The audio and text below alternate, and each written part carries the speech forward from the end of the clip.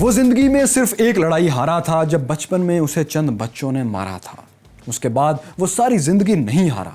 उसे जब भी किसी ने ललकारा वो 1 इंच के पंच से उसे पिछाड़ता रहा। लेकिन एक दिन उसने अपने एक साथी फनकार जॉन सैक्सन से कहा, शायद अब ब्रूस ली ना रहे। जब वो अपने ख्वाब यानी हॉलीवुड का सुपरस्टार मार्शल आर्ट्स हीरो बनने ही वाला था तो उसने ऐसा क्यों कहा। मैं हूं फैसल उड़ाइच और देखो सुनो जानो कि वो कौन था सीरीज में हम आपको मार्शल आर्ट्स के इसी शानदार हीरो की दास्तान का आखिरी हिस्सा दिखा रहे हैं।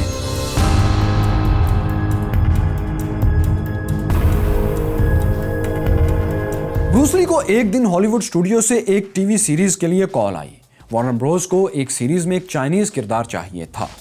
ब्रूस ली मान गया, लेकिन कुछ ही देर बाद स्टूडियो ने उसे बतौर हीरो लेने से इनकार कर दिया।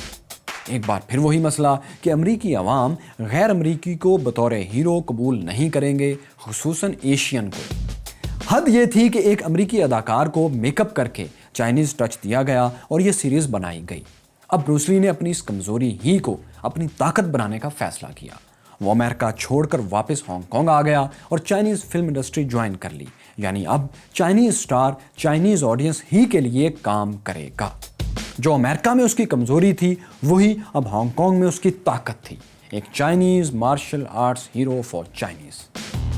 ब्रूस ली वैसे भी हांगकांग के लोगों के लिए अब अजनबी नहीं रहा था। अमेरिकी TV series green hornet Hong Kong में कैटो शो के नाम से चलाई जा चुकी थी। हांगकांग के लोगों ने उसे अपनाई और मोहब्बत से देखा और बेहद पसंद किया था। हांगकांग में ब्रूस ली को लोग कैटो के नाम से घर घर में जानने लगे थे। इसलिए जल्द ही उसे गोल्डन हार्वेस्ट के रेमंड चा की तरफ से अच्छी ऑफर्स मौसूल हुई। उन्होंने ब्रूस ली से 2 फिल्मों का कॉन्ट्रैक्ट किया, जिनमें से एक बिग बॉस थी, जिसे बैंकॉक के एक बर्फ खाने में शूट किया जाना था। ये फिल्म उस दौर की आलमी तहरीक यानी सरमायादाराना निज़ाम के खिलाफ बनने वाली फिल्मों में से एक थी। इसमें एक ऐसे फैक्ट्री मालिक को दिखाया जाता है जो अपने मजदूरों पर जुल्म करता है और उन्हें बुनियादी हकूक नहीं देता। ऐसे में ब्रूस ली उन मजदूरों की आवाज़ बनकर उन्हें हकूक दिलवाने की जद्दोजहद करता है।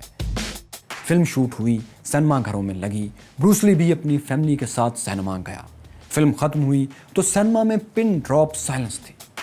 चंद सेकंड बाद लोग तालियां पीटते हुए खड़े हो गए। ब्रूस ली की आंखें खुशी के आंसुओं से भर गई।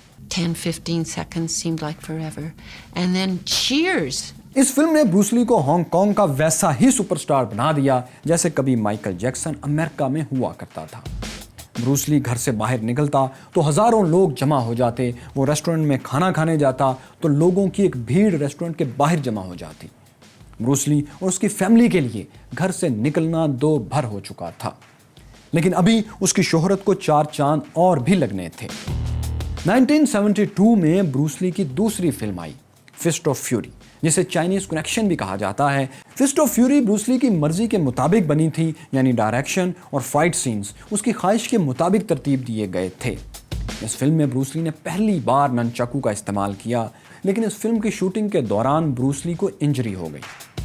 दिन में वो शूटिंग करवाता और रात में जिस्म पर बर्फ की टकोर करता। Ice and heat and stretching and rest. उसने अपनी इंजरी को परफॉर्मेंस पर असरअंदाज नहीं होने दिया था। इस फिल्म का बजट भी पहली से दुगना था और इसने फायदे भी दुगने ही दिए। फिस्ट ऑफ फ्यूरी ने ब्रूस ली की पहली फिल्म के तमाम बॉक्स ऑफिस रिकॉर्ड तोड़ दिए। अब ब्रूस ली की शोहरत चारों तरफ फैल चुकी थी और उसने मुआवजे पर फिल्में करना बंद कर दी थी। अब वो पार्टनरशिप करता था क्योंकि फिल्म उसके नाम पर बिकने लगी थी। अब वो अपनी फिल्म में अदाकार ही नहीं बल्कि प्रोड्यूसर भी होता था। तो बतौर अदाकार प्रोड्यूसर उसकी नई फिल्म थी वे ऑफ ड्रैगन, जिसे बाज लोग रिटर्न ऑफ द ड्रैगन भी कहते हैं। वो इस फिल्म का प्रोड्यूसर ही नहीं था बल्कि उसने इसे लिखा भी था और डायरेक्ट भी किया था।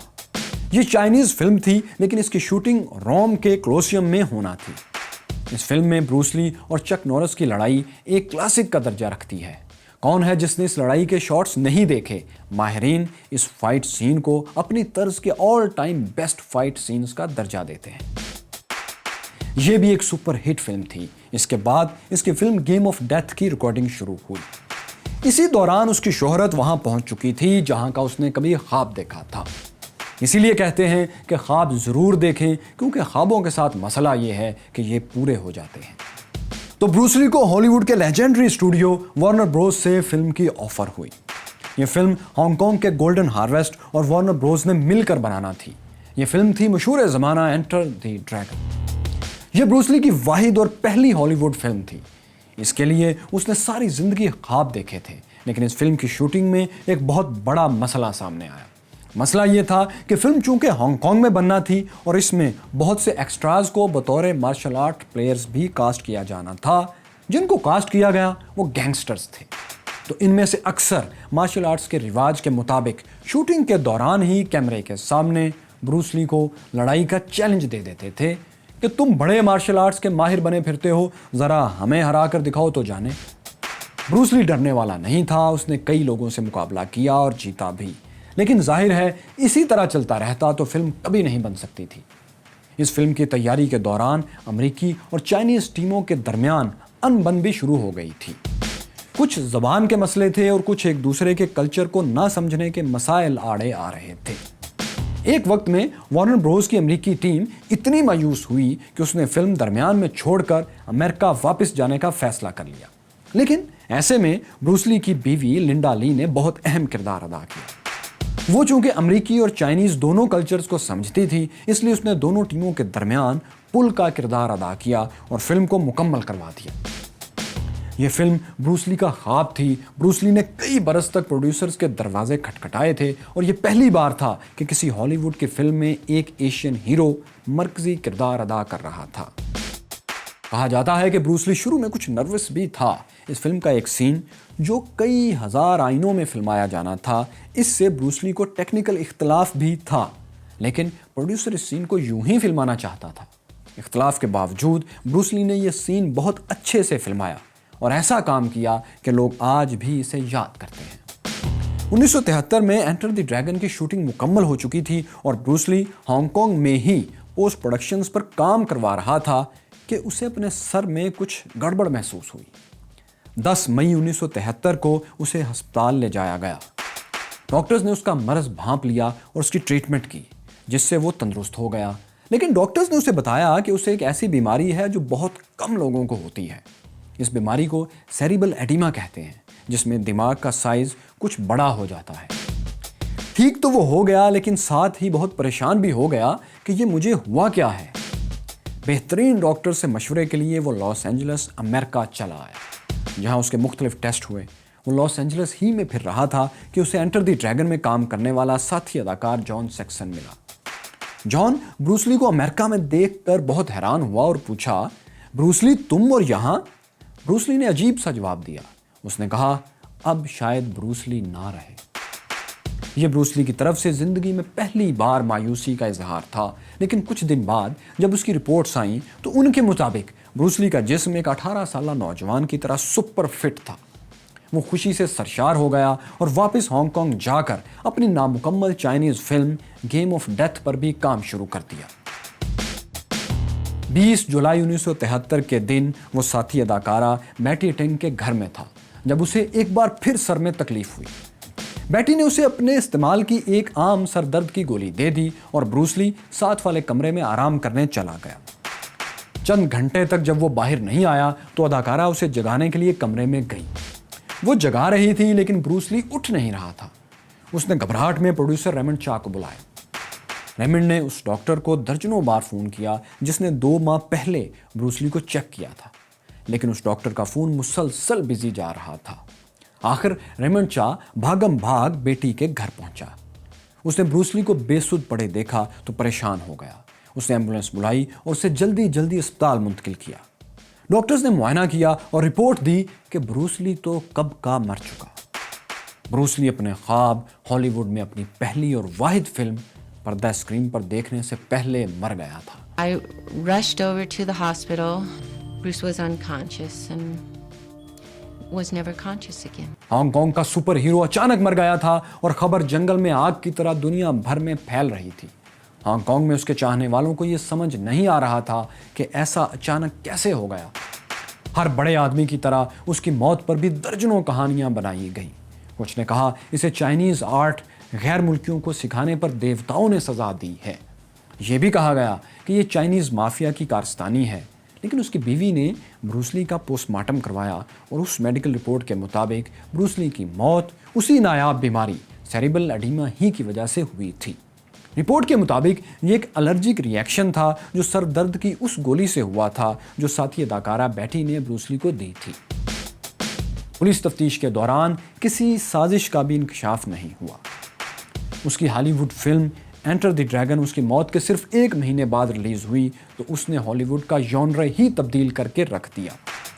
अब हॉलीवुड में मार्शल आर्ट्स एक जॉनर था जो इससे पहले नहीं होता था। फिर एक के बाद एक मार्शल आर्ट्स हीरो आने लगे जो इससे पहले नहीं आया करते थे। एंटर द ड्रैगन जो $8.5 लाख में बनी थी उसने $9 करोड़ कमाए।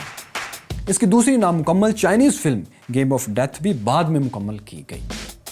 ब्रूस ली सिर्फ 32 साल की उम्र में इस दुनिया से रुखसत हो गया था। उसका बेटा उसके नक्शे कदम पर मार्शल आर्ट्स हीरो बना, लेकिन फिर अपने बाप ही की तरह वो भी पुरस्कार मौत मारा गया। 1993 में जब ब्रैंडन ली सिर्फ 28 साल का था तो फिल्म दी क्रो की शूटिंग के दौरान उसे नकली के बजाय असली गोली लग गई। कितनी हैरत की बात है कि ब्रूस ली की मौत भी अजीबोगरीब तरीके से हुई और तकरीबन 20-21 साल बाद उसके वाहिद बेटे की मौत भी एक हैरत अंगेज हादसे की सूरत में पेश आई। ऐसा भी कहा जाता है कि जिन ताकतों ने ब्रूस ली की जान ली थी उन्हीं ने उसके बेटे को भी मौत की नींद सुला दिया। लेकिन तफ्तीशी रिपोर्ट के मुताबिक यह महज एक इत्तेफाकी हादसा था। ब्रूस ली की फिल्म गेम ऑफ डेथ उसकी मौत के बाद टेक्नोलॉजी की मदद से मुकम्मल की गई थी। इसी तरह उसके बेटे ब्रैंडन ली की फिल्म भी टेक्नोलॉजी की मदद से ही मुकम्मल की गई, जिसके लिए उसके हमशक्ल किरदार को लाया गया, बॉडी डबल और दूसरे स्पेशल इफेक्ट्स इस्तेमाल किए गए। अमेरिका के जिस शहर में ब्रूस ली पहल आया था, वाशिंगटन सियाटल, वहीं एक खूबसूरत झील है जिसे वाशिंगटन लेक कहते हैं। इसके किनारे एक पार्क में जाफरानी रंग के एक संगमरमर के नीचे ब्रूस ली सो रहा है और उसके पहलू में बाएं हाथ उसका बेटा उसके साथ है। ब्रूस ली के एक और मशहूर शबीह ये मुजस्मा है जो हांगकांग के साहिल पर नस्ब है और अपने आबाई शहर में आने वालों को अपने ख़ास अंदाज से खुशामदीद कहता है। अगर आप तारीख से दिलचस्पी रखते हैं या सच्ची दास्तानें सुनना आपको पसंद है तो देखो सुनो जानो को सब्सक्राइब कीजिए। हम बहुत मेहनत से आपके लिए सिलसिलेवार सीरीज़ बना रहे हैं। पाकिस्तानी तारीख की 1000 दास्तान देखना है तो यहाँ क्लिक कीजिए। सुकरात का नाम तारीख में अनमिट क्यों हो गया ये जानने के लिए यहाँ टच कीजिए। और चीन एक अफ्यून ज़दा कौम दुनिया की ताकत कैसे बनी, ये अजीम दास्तान आपसे एक टच की दूरी पर है।